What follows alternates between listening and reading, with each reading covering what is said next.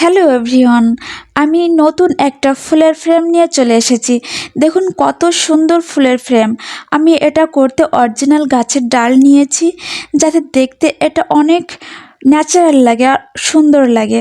আমি আঠা দিয়ে কিন্তু লাগিয়ে নিয়েছিলাম, আর 4টা কালারের কেলে নিয়েছি। গোলাপি রঙের কেলে দিয়ে আমি এমন একটা সাইজ করে নেব, এমন একটা শেপ দিয়ে নেব, তারপর ছোট ছোট ছোট ছোট বল করব। তার জন্য আমি এভাবে একটা আনুমানিক একটা সাইজ করে নিচ্ছি, যাতে আমার সবগুলো বল একই সমানের হয়। আমি এভাবে কিন্তু সবগুলো বল কিন্তু আমি সমান করে নিয়েছি। আমি এভাবে গোল করে নিয়েছি সবগুলো একই সমানের। জাস্ট আমি এভাবে করে আমি গোল করে নিলাম। এবার দেখুন আমি ফুল তৈরি করে নিচ্ছি। 5টা করে বল লাগছে এক একটা ফুলে। দেখুন বন্ধুরা কত সুন্দর হয়েছে।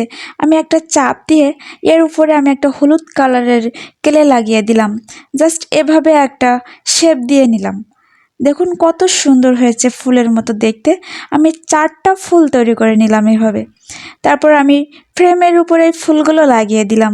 দেখুন এটা কিন্তু আঠা দিয়েই আমি লাগিয়েছি। আর পাতার জন্য আমি সবুজ কালারের কেলে নিয়ে নিলাম। উপর নিচে একটু চিকন শেপ দিচ্ছি, যাতে চাপ দিলে আমার কিন্তু একটা পাতার মতো শেপ আসবে। এই দেখুন পাতার মতো শেপ এসেছে। আমি এবার উপর দিয়ে আমি পাতার শেপ দিয়ে দিব। কত সুন্দর হয়েছে পাতাগুলো।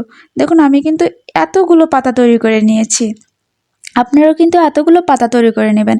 এবার আমি আঠা দিয়ে পাতাগুলো লাগিয়ে দিলাম।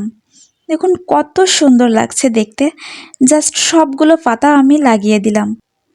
আমি একটা টব আকারে কলসের শেপ দিয়ে দিলাম, যাতে দেখতে অনেকটা ন্যাচারাল লাগে। দেখুন ফ্রেমটা একদম রেডি হয়ে গেছে আমার। আমি ওয়ালের গায়ে ঝুলিয়ে দিয়েছি।